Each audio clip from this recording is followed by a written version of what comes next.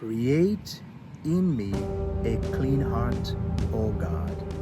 Renew a right spirit within me. That is the writings of Psalms 51 verse 10. Most of you probably have done this, where you have think about this particular verse.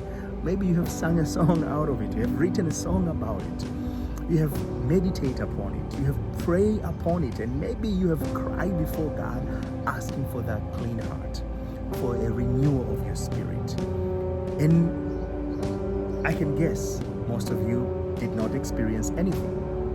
It's not a surprise on my part, because I have done the same at some point before I gained the understanding and the enlightenment of the true meaning of the scriptures. Because the scriptures teaches us and it informs us, and not only informs us, it warns us that the letter kills, but the spirit gives life. So how do we veil these particular scriptures in order to gain the spiritual understanding and the enlightenment that is necessary to help us transform our lives? That you may have that clean heart, that you may have a renewal of that spirit, so you can be right with yourself and with life experience that you have. The answer is very simple.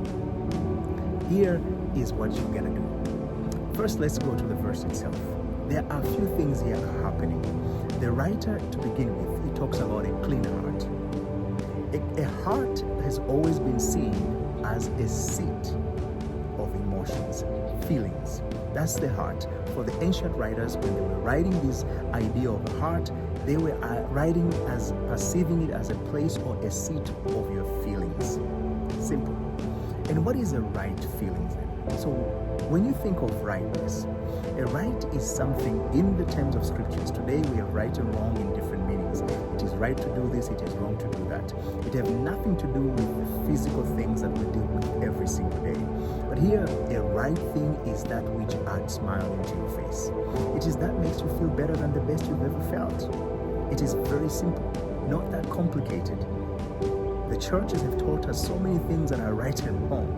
But really, the scripture have nothing to do with that. Yes, as human beings, we have to have laws, we have to have rules, and we can say this is the right thing or that is not, or whatever the case may be.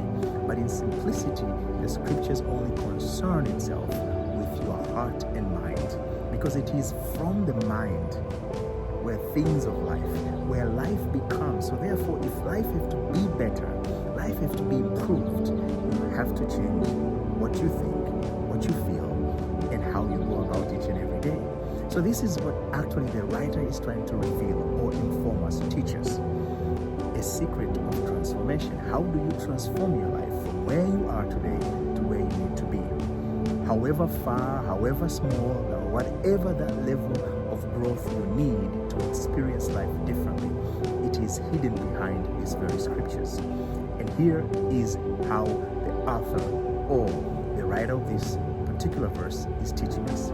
It's saying, knowing that the heart speaks of a place of a seat of feelings, and in essence he's telling us, create a feeling in me that makes me feel better, that adds smile into my face. That's the type of feeling that the author is saying, if you can look upon that feeling that adds smile to your face, that is the feeling you need to have.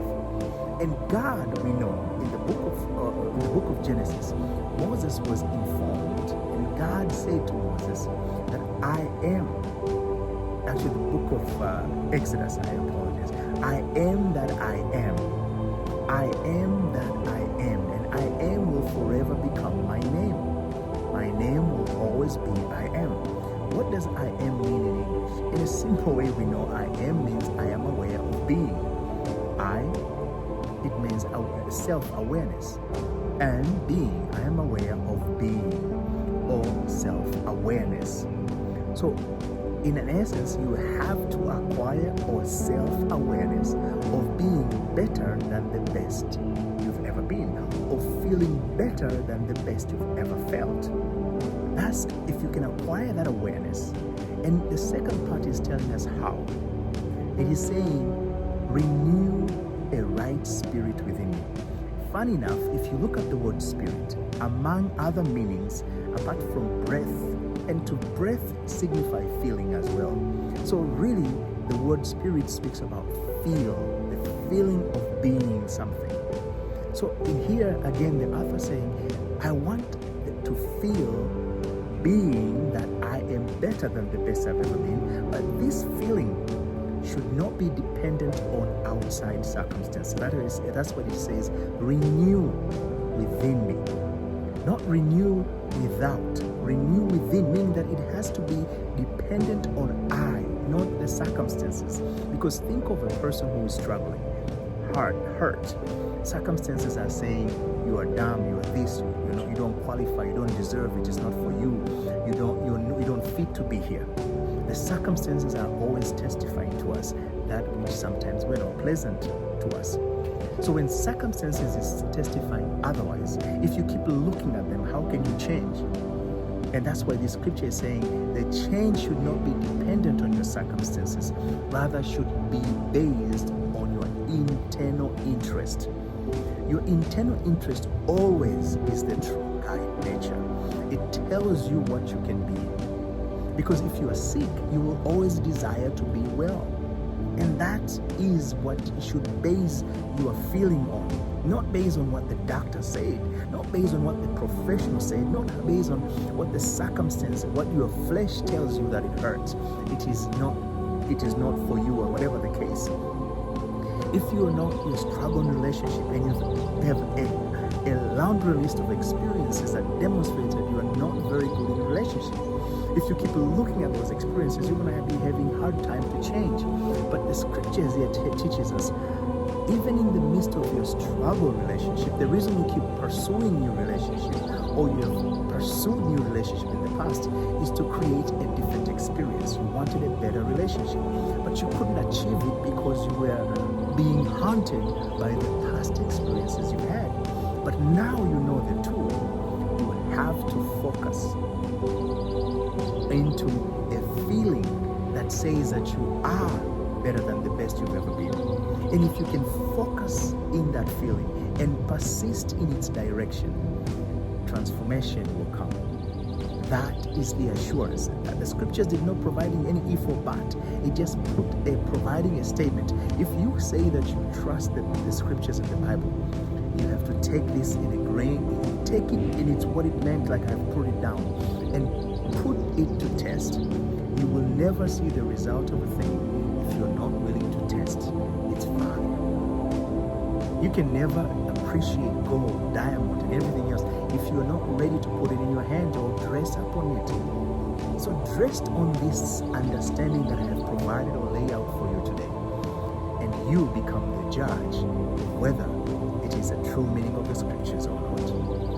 Until then, I'll be back.